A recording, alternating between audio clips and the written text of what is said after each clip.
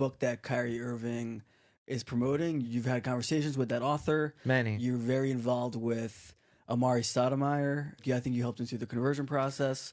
I He don't know helped himself, exactly. but I was just a study partner of True, his but along the way. you're very involved in the community. You are in this Yeah. space that a lot of people, when it comes up, is like, yeah, and shut it down. Anti-Semitism, we can't hear it. So I've been in this space because I've been debating the people who are hateful towards the Jewish people. I found it to be very easy to discredit their logic that they're promoting. They're coming with emotions.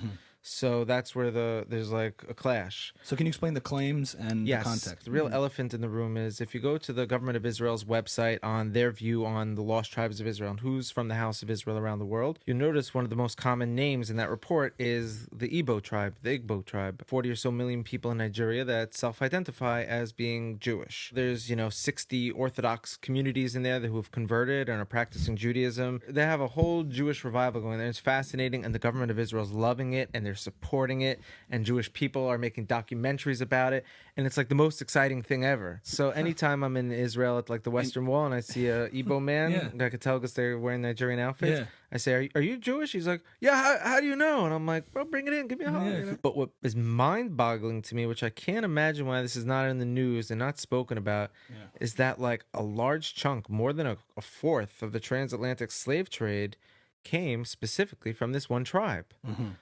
So how are we not starting to connect dots and being like, wait a minute. So the tribe in Africa that the government of Israel is fascinated with and, enamored by is now the blood of those people flowing through the African-American community here. Makes sense to me why they're all being like, we have an Israelite affinity, where if the DNA of the blood of these people are in them, they have a valid claim to feel and say that.